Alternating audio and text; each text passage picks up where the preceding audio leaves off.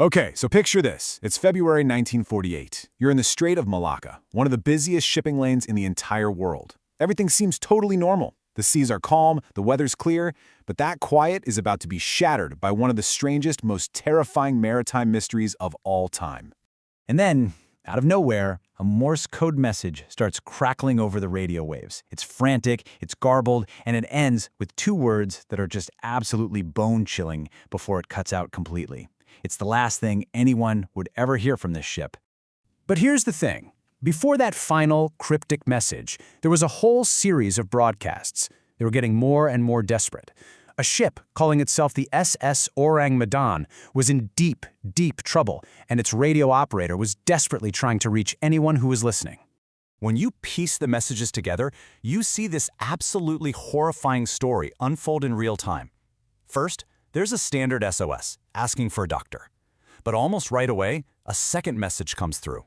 Likely all officers, including captain, are dead. Crew, possibly whole crew, dead.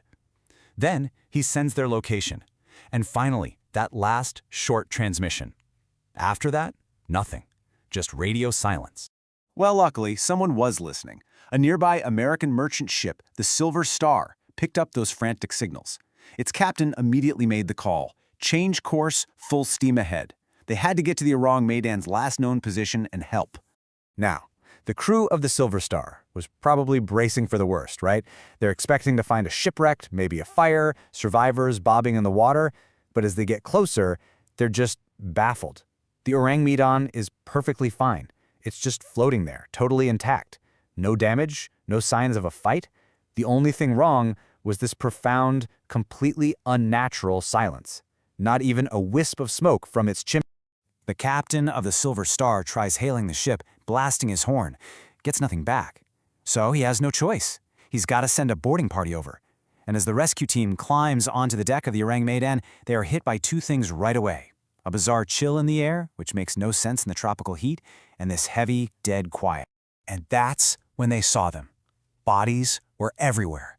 The entire crew of the Orang Medan scattered all over the decks, inside the bridge. Every single one of them was dead, frozen right where they stood, as if life had just been snuffed out in an instant. But it wasn't just that they were dead. No, it was how they looked.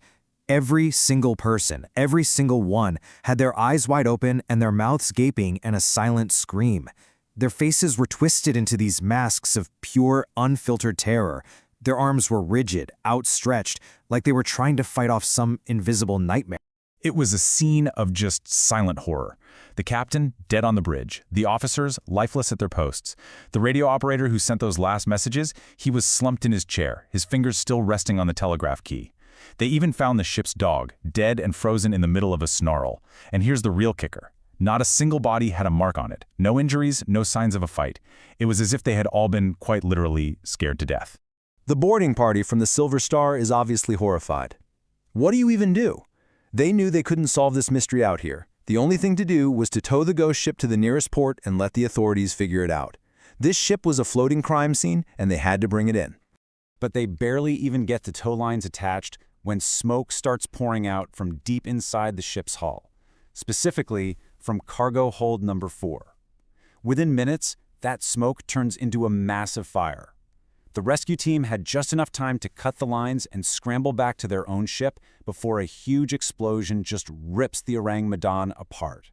And just like that, the ship, its crew, and all of its secrets sank to the bottom of the sea, gone for good.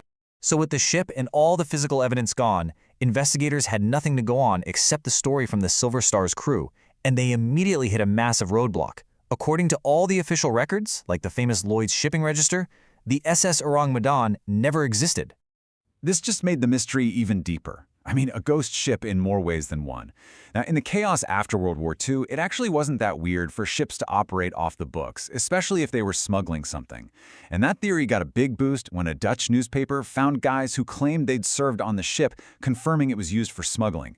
And then, get this, a declassified CIA letter from 1958 actually mentions the incident, so some very official people were clearly interested. So with no hard evidence, we're left with theories, and they basically fall into 3 camps. First, the most scientific one, toxic cargo. The idea is the ship was smuggling dangerous chemicals left over from the war, like potassium cyanide or nitroglycerin. A leak would explain the sudden deaths and definitely the explosion. The second theory is a secret mission. Maybe they were transporting something really nasty, like biological weapons from Japan's infamous Unit 731. That would explain why the ship was unregistered and why the CIA was interested. And then, of course, there's the supernatural explanation, that the crew really did see something so terrifying that it literally stopped their hearts, which would explain those horrifying faces. Now, while they're all pretty compelling, most experts lean towards the toxic cargo theory. It just fits the facts best. Think about it. It's right after the war, and people are trying to move all sorts of dangerous stuff around. So imagine the Orang Medan is carrying potassium cyanide and some unstable nitroglycerin. All it takes is a little seawater to leak into the hold, mix with the cyanide, and boom, you've got a massive cloud of deadly hydrogen cyanide gas. It would have swept through the ship, killing the crew in seconds, causing convulsions that would lock their bodies into those terrified poses. Then, that same reaction could easily have set off the nitroglycerin, causing that final evidence-destroying blast. But in the end, without the wreckage, we can never really know for sure. The story of the SS Orang Medan is still one of the ocean's greatest unsolved mysteries. It's this chilling reminder that the sea doesn't always give up its secrets. Which leaves us with the big question, what really happened out there? And what truths are still lying at the bottom of the Malacca Strait?